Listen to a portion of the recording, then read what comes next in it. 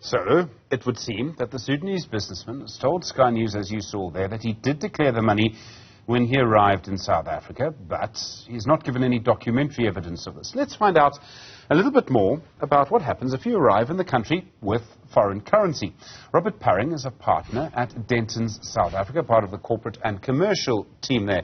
Robert, good afternoon to you. Really do appreciate the time. Thank you very much indeed. If I arrive here in South Africa with $500,000 in cash, I mean, that's a big suitcase, I presume, what do I have to do to comply with the law? Thanks, Stephen, and thanks to for all your viewers that's watching for tuning in. So there's various laws that sort of apply in these circumstances, but there's sort of two in particular that I'd like to focus on. The one is the Currency and Exchanges Manual Act and the manual that accompanies that act, as well as the Exchange Control Regulations. So in terms of that act, there's a general prohibition that you can't export capital. So in the circumstances where the capital was sold and you receive export proceeds, you cannot do that unless you get approval from an authorized dealer, which is basically your commercial banks, who would then in turn get it from the South African Reserve Bank. So then, to touch on the other piece of legislation that also applies is the Customs and Excise Act. So that typically regulates the circumstance that you just described, where somebody walks into the borders with a cash full of money, and you've got certain obligations if you find yourself in that position. The key obligation is to declare that to the customs officials. So if you have any foreign currency on you or on your person, you are required by law to declare that foreign currency and go through a due process where you provide details as to why you've got that amount of currency and that foreign currency in hand.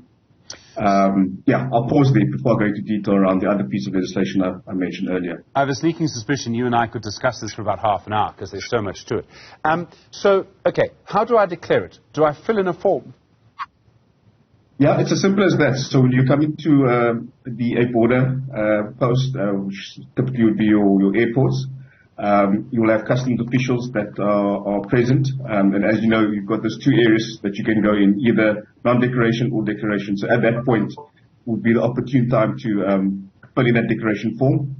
They'll obviously make further inquiries. I think given the circumstance that there was such a significant number or amount, they would make further inquiries. So they won't be just you fill in a form and off you go if the value is that high. So it will be a little bit more complex. So you would have to be a little bit more patient than the ordinary person that's just bringing in 1,000 or 2 worth of foreign currency. Okay. So if I arrive with $500,000 in cash, I can fill in my form. I presume they will give me a copy of the form. And is that the end of it? There's no, I mean, they can't say, no, Stephen, you can't come in with $10 million. I'm allowed to do it if it's my money. Yes, of course. So if you give a proper explanation for why you've got that amount of money on you, and it's plausible in the circumstances, then technically speaking, you would be able to go. But obviously they will carefully monitor that and make further inquiries to ensure that everything is above board. And if everything is above board, then you'll be fine. But obviously it'll be subject to further inquiries. They might even withhold the funds at that point in time until they've conducted their further investigation. And then once the investigation is concluded and everything's above board, and then at that point you'd be fine to get your funds back and then go on your merry way. Does it matter if I'm a foreign national or if I'm a South African citizen? No, so that law applies to any person, so it's not specific to a resident or non-resident or foreign national. So anybody that enters our borders is required to comply with those requirements. Okay, so now I've managed to go through the red channel at customs. I've managed to fill in the mark that says, here's my $500,000. I've declared it. I'm not going to buy buffalo. I'm going to buy my wife a little something from Christie's. I then walk through, and now I have my money. I've got someone to help me carry it. I'm driving along, and the police stop me. And the police search my car, maybe because it's in a bad condition or whatever, and they find the $500,000. And they will say, where did that come from? They've stopped me at the petrol station at OR Tambo, right? They know that I've just landed. How do I prove that I've declared it? I would need to show them my copy of the form. Yeah, exactly. So you'll have documentary evidence that supports the reasons why you're carrying that amount of foreign currency on you.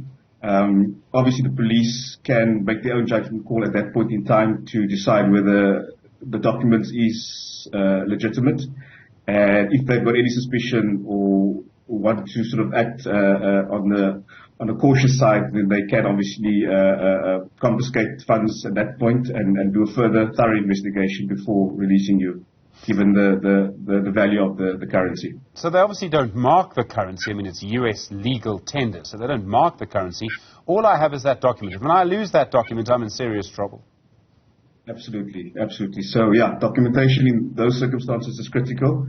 But like I said, all of our local authorities are required to do a proper assessment of the situation. So if there's any suspicion or they have any doubts, they can, they've got, strong powers in the sense of confiscating anything that they think is suspicious until a thorough, comprehensive investigation has been done before, the release of such funds. I suppose it's always possible that I could have the $500,000 maybe distributed among members of my family, carry on luggage, whatever, walk through the green channel and hope that no one notices.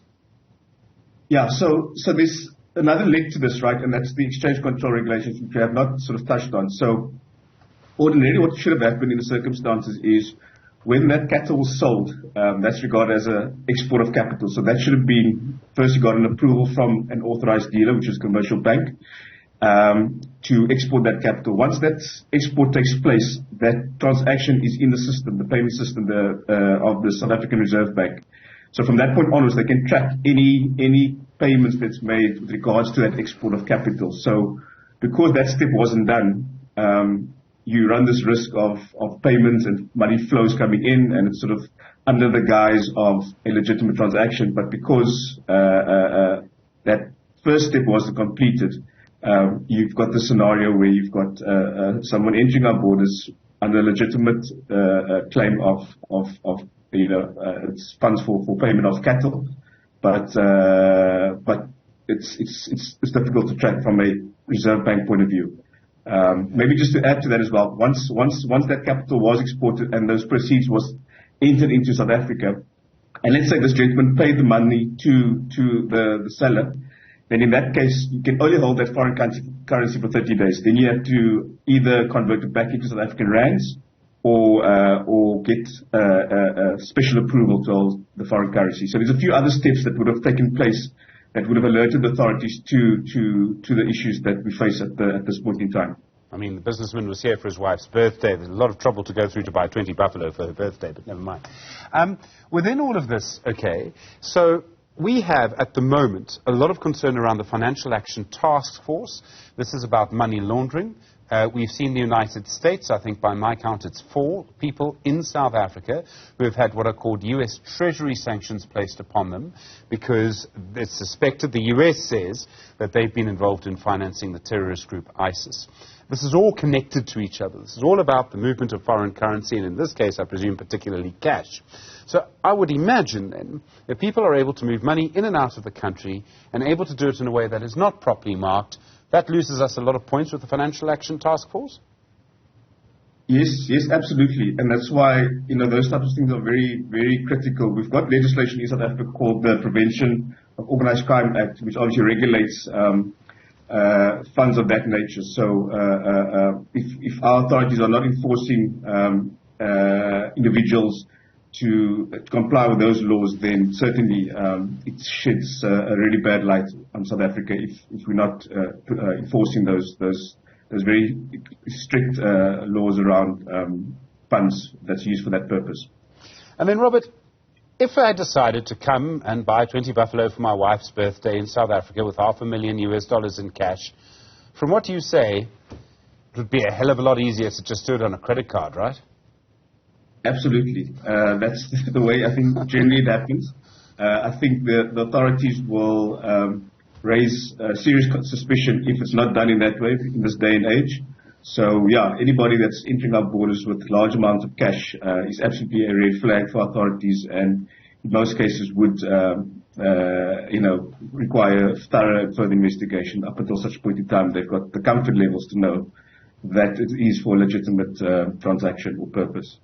Robert, I'm fairly certain there's going to be a court case on this at some point. I really appreciate the time and the explanation. I think I know where we are now.